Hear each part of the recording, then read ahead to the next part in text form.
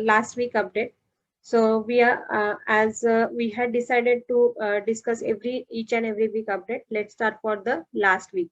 So friends, in the last week, major or key of update is related to the export.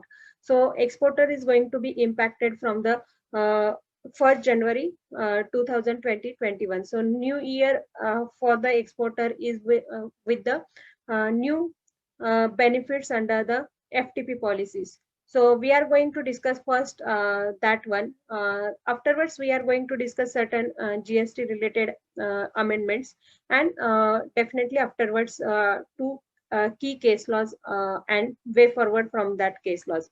So let's start for the last week update. So as discussed from 1st January 2021. So in the new year, exporters are going to be impacted on account of the change in the benefit available to the exporter. So now from 1st January 2021, MEIS benefit is not available for the exporter, but the scheme has named RODTEP, means remission of the duties and taxes on exported product scheme is implemented from the 1st January 21. So friends, this scheme has implemented by way of or the implementation related press release is issued on 31st December 20. So last day of the 2020 at 8:40 p.m. exactly at 8:40 p.m. So even not 24 hours was available with the exporter to be prepared for the scheme. So we are going to discuss certain key highlights which exporter as a way forward should keep in mind from the 1st January. So first is that the RODTP. So whatever the new scheme is mainly aims to refund the embedded central tax, state tax, and any local duties like mandi tax, etc. Whatever the embedded duties in your expenses, or one can say as a part of your cost, is going to be refunded by way of this scheme.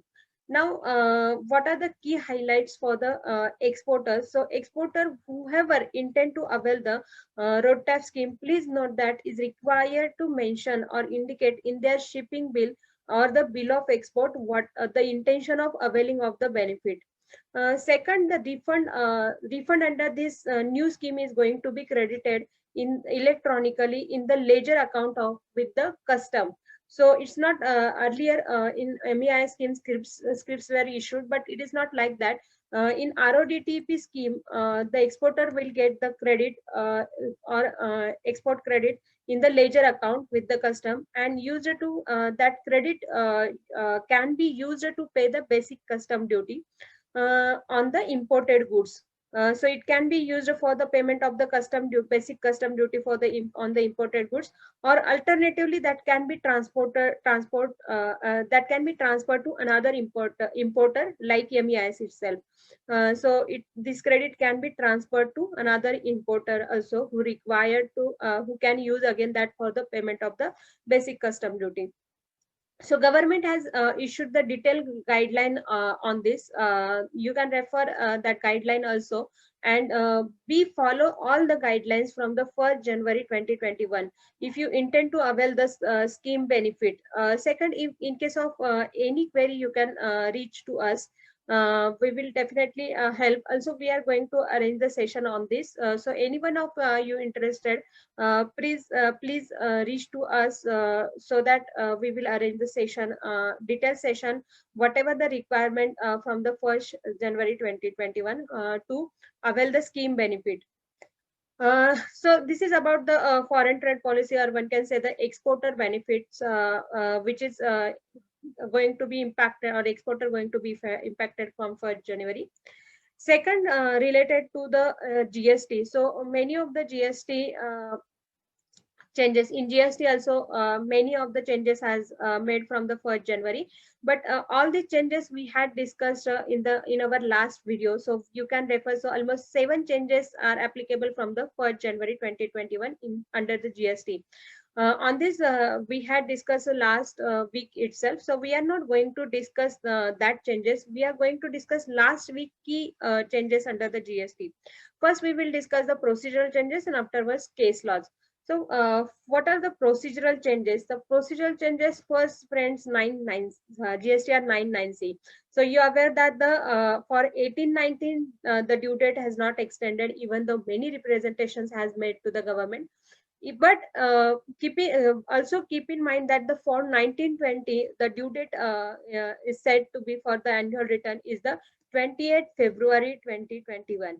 So even the 2 months total not available with anyone to complete the GSTR 99C. For thus for 1920, please initiate GSTR 99C immediately and file that immediately.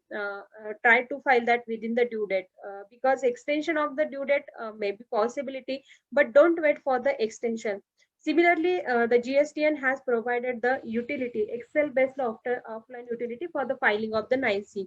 That utility can be useful for the small taxpayer. So if you are not having any software, etc., that utility can be useful, one can say, for the small taxpayer. So this is about 99C.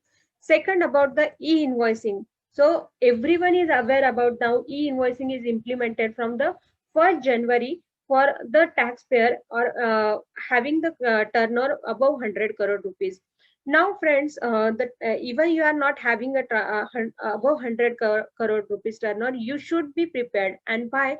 Because you please note that the auto population of the e-invoicing data. So whatever the e-invoicing data is going to be generated or is generated from even per January is started reflecting in the GSTR1 and afterwards in the GSTR 2A, 2B, 4A and 6A.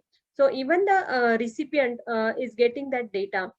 Second, if we report the key highlights of the reflection of the data or auto population of the data.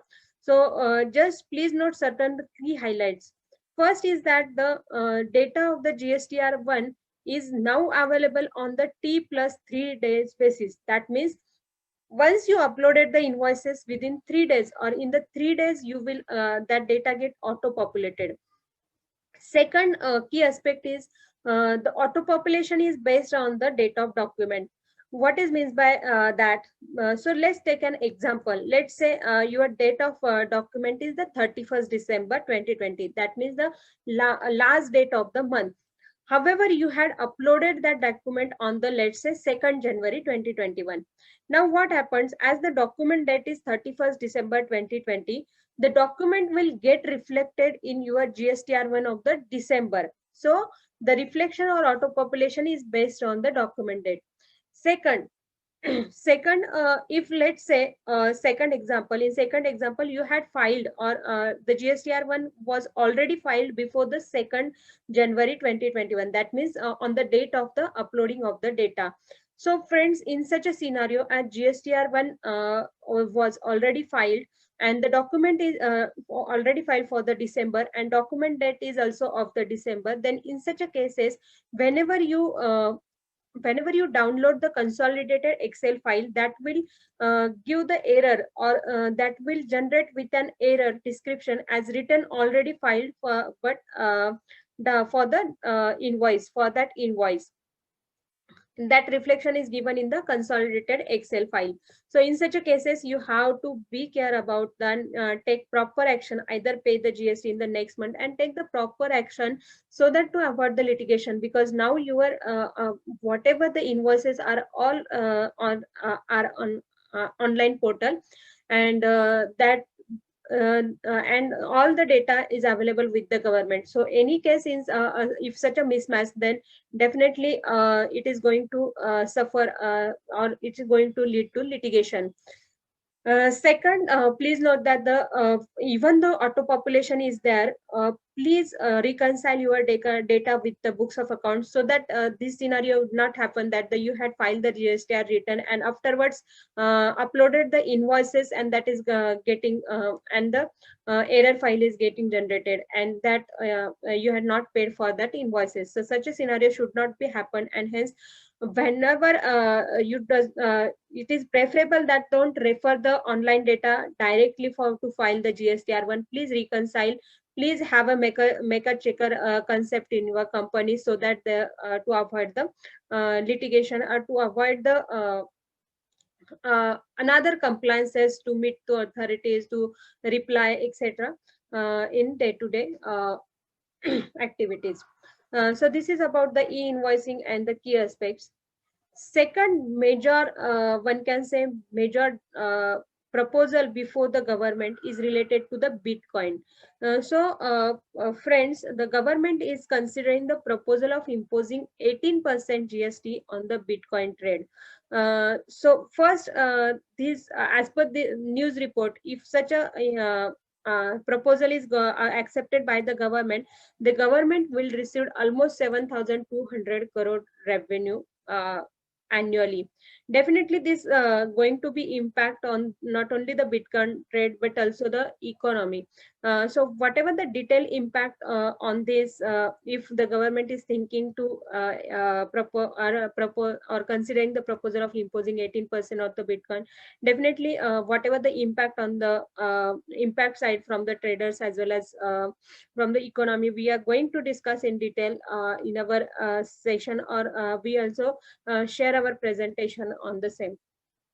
So this is related to the Bitcoin or major decision or proposal government is considering with from the perspective of the GST. Second, friends, related to the representation or 86B, Rule 86B. So in our last video also we had discussed about the Rule 86B in detail. What is the Rule 86B? So friends, as per Rule 86B, the large taxpayer, that is the businesses with over rupees, who are having a 50 lakh monthly or over a 50 lakh monthly turnover, has to pay at least 1% by way of a cash, irrespective of whether they are having or whether they are having the balance in the credit ledger. The trade body or Confederation of the India, that is has urged the other traders has urged to the finance minister Nirmala Sitharaman ji to defer that implementation, to defer the implementation of the Rule 86B. Uh, Definitely this deferment is necessary because Rule 86B has made mandatory to the large taxpayer to pay 1% in the cash, even though they are having a credit in the credit ledger. So this is in current scenario, and so in a pandemic scenario already, everyone is struggling about the financial crunch. And domestic trade is also disturbed, so that the it's also difficult the survival of the business, and hence this representation has made that this implementation of the Rule 86B should be deferred for a certain period. At least during pandemic scenario, it should not be implemented. So let's see whether the representation is going to be considered in days to come or not. But trade bodies has already represented about the Rule 86B. Now, these are certain procedural changes or the procedural development under the GST law. So let's discuss certain key case laws. In the key case laws, we are first going to discuss about the case law related to the blocking of input tax credit, which is relevant to all of us, and second related to anti-profiteering. Again, this is also relevant to many of the assessee or the taxpayer. So let's start with first related to the blocking of credit. So friends, recently in the case of the SS Industries, Gujarat High Court upheld that the DGSTI action of blocking of credit is uphold the action of the blocking of the credit. Now, what is SS Industries has raised certain issues regarding the Rule 86 before the Gujarat High Court. The rule. Now, first question arises: what is Rule 86A? So, just to brief about the Rule 86A, Rule 86A gives the power and the procedure for the blocking of input tax credit in the electronic credit ledger of the registered person when the authorities has a reason to believe that the credit availed is suspicious. So it gives the power to the authorities for the blocking of the credit. So many of our or even though whoever listening, many of the taxpayer has already suffered from the blocking of the credit ledger balance, irrespective of whatever may be the reason. So said rule has challenged by the SS industry. And what are the main issue before a high court? So first issue is related to the true interpretation of rule 86A.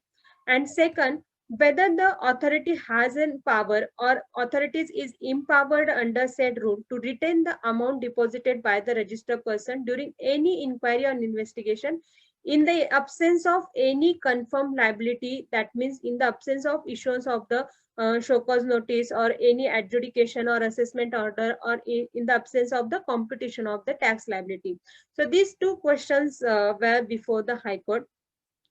So what are the observation related to the Rule 86A of the High Court or Gujarat High Court uh, in this regard? So the key observation we are going to discuss first related to the, so as per the Gujarat High Court, Rule 86A definitely conferred a drastic power upon the proper officer if they have a reason to believe that the activities or invoices are suspicious. So as per the High Court, they had a power under the Rule 86, and that is drastic power if they had reason to believe that it is a suspicious transaction. Second, the aspect of the High Court has also discussed the aspect of the utilization of the credit and the availment of the credit. As per the High Court, the utilization, availment of the credit and utilization of the credit two are the different aspects, and this aspect is validated on the basis of the Supreme Court. So Apex Court earlier Apex Court decision in the case of Osram Surya.